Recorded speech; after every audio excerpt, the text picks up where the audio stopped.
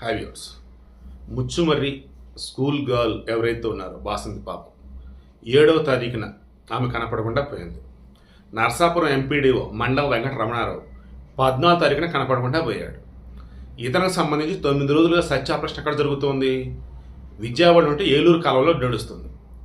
ఆ అమ్మాయికి సంబంధించి నాకు తెలిసి సర్చ్ ఆపరేషన్ ఆపేసినట్టుగా ఉన్నారు కృష్ణానదిలో. ఎందుకంటే 7వ తారీఖు, ఈరోజు వచ్చేసి 22, 23 ఈరోజు 23, 7 రోజులు 14, 7 రోజులు దాదాపు 2 వారాలు దాటేసింది.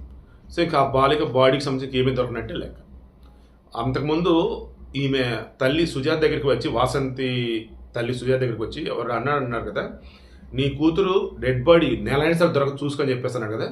సో వాళ్ళు మొత్తం గట్టిగా ఏదో చేశారు. జైల్లో ఉన్నటువంటి యోహాను సద్గురుడు ఇంక వాళ్ళే బయట పెట్టాలి నిజమేంటండి. ఎందుకంటే ఆ పిల్లలకు తెలియదు. ఆ పిల్లలు వచ్చేసి ఆ పిల్లని అత్యాచారం చేశారు, చంపేశారు. వాళ్ళ నాన్నకి చెప్పినారు, పెద్దకి చెప్పారు. వాళ్ళు వచ్చి బాడీ తీసుకెళ్ళిపోయి ఇంటికి పంపారు. ఇంకా సో పెద్దలకే తెలియదు ఆ బాడీ ఏమైంది. ఇప్పుడైతే దొరకల. ఇక నర్సాపురం ఎంపీడీ ఎవరైతే ఉన్నారో మండవ వెంకట రమణారావు, ఈయన వచ్చేసి విజయవాడలో కానూరులో మహదేవపురం కాలనీలో ఉంటారు. వీకెండ్స్లోనో ఖాళీగా ఉన్నప్పుడు ఆయన వస్తూ ఉంటారు.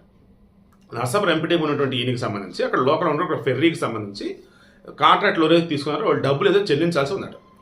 అది ఈయన అడుగుతూ ఉంటే ఈయన నాన్నగారు ఇబ్బంది పెడుతూ అటు ఇటు చేసి ఈయన మెడకు చుట్టేలా తయారయ్యారు. ఈయనేమో సిన్సియర్ అంట పాపం, అండ్ మాట పడే రకంగా. దాంతో బాగా ఇక మానసిక వేదనతో మొన్న 14వ తారీఖున నేను మచిలీపట్నం వెళ్తానని చెప్పేసి ఇంట్లో చెప్పి బయలుదేరాడు. దెన్ 15వ తారీఖు మిస్సింగ్ కంప్లైంట్ ఫైల్ అయింది. ఎందుకు? ఆయన అక్కడ లేడు, ఫోన్ స్విచ్ ఆఫ్, అసలు ఏమైందో తెలియట్లేదు. 15. దెన్ ఇక 16వ తారీఖున అఫ్కోర్స్ 15 నుంచే వాళ్ళు మొత్తం మొదలెట్టారులే. 16 నుంచి ఈ ఏలూరు కల సర్చ్ ఆపరేషన్ స్టార్ట్ చేస్తారు. ఎందుకంటే ఆయన లాస్ట్ ఫోన్ సిగ్నల్ ఎక్కడ వచ్చింది ఏంటన్నప్పుడు ఈ మధుర నగర్ ఏరియాలో వచ్చింది. ఎక్కడ? విజయవాడ మధుర నగర్ ఏరియాలో. దెన్ వాళ్ళకి డౌట్ ఏమొచ్చింది, ఇక్కడ ఇదేంటంటే మేబీ అక్కడి నుంచి కాలంలో దూకుంటాడు అని చెప్పేసి అనుకుని మొత్తం జల్లెడబడుతూనే ఉన్నారు. ఎన్ని రోజులు అండి? 9 రోజులు. 14వ తారీఖు కనపడకుండా పోయినాడు. 15, 16, 17, 18, 19, 20, 21, 22, 23 లైక్. సో అదొక 6, ఇదొక 3, 9 రోజులు. ఇందాకే బాడీ వచ్చేసి ఆయన ఎక్కడైతే లాస్ట్ ఆయన ఫోన్కి సంబంధించి సిగ్నల్ వచ్చిందో అక్కడి నుంచి కిలోమీటర్ దూరంలో ఏలూరు సైడ్ ఆ కాలం ఉంది కదా, అక్కడ పైన బ్రిడ్జ్ లాంటిది ఉంది, కింద వాటికి పిల్లర్స్ లాంటివి ఉన్నాయి, తూటికాట్లు అవన్నీ పేరుకుపోయాయి. అక్కడ బాడీ డెడ్ బాడీ తేలి అక్కడ దానికి అడ్డుకొని దాన్ని చుట్టుకొని ఉందన్నమాట. ఆయన ఉండే బట్టలు లైక్ అది.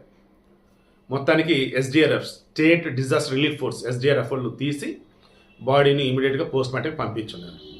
మేబీ ఈవినింగ్కి అలా వాళ్ళ ఫ్యామిలీకి ఏమైనా హ్యాండ్ అవుట్ చేయవచ్చు. సో ఈయన దొరికింది పాపం.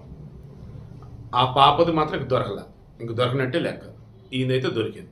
ఎందుకు చనిపోయి ఏంటి అన్నప్పుడు ఆల్రెడీ మొత్తం ఎక్స్ప్లెయిన్ చేసుకొచ్చాడు. ఇంట్లో ఎవరెవరికి ఎటువంటి సాయం మీరు చేయగలిగితే చేస్తారో చేయండి గవర్నమెంట్కి చెప్తూ, ఈయన విధుల్లో ఉన్నప్పుడు ఎవరెవరు ఏ రకం చేశారు ఏంటంటే ఎక్స్ప్లెయిన్స్ ఉంది. ఆల్రెడీ గవర్నమెంట్ దగ్గర లెటర్ కూడా ఉంది. పవన్ కళ్యాణ్ దీని ఇష్యూ సంబంధించేసి ఫాలోఅప్ చేస్తూనే ఉన్నారు.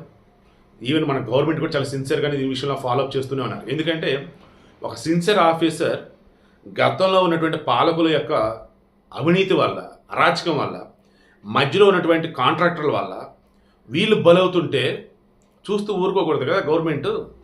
పాపం అమాయకంగా అతి మంచితనమో లేదంటే భయమో లేదంటే సిన్సియారిటీ నా మెడకి అవినీతిని చుట్టుతూ ఉన్నారు అని చెప్పేసి అనుకున్నాడు కానీ చనిపోయాడు. దయచేసి ఎవరు అలా చనిపోకండి.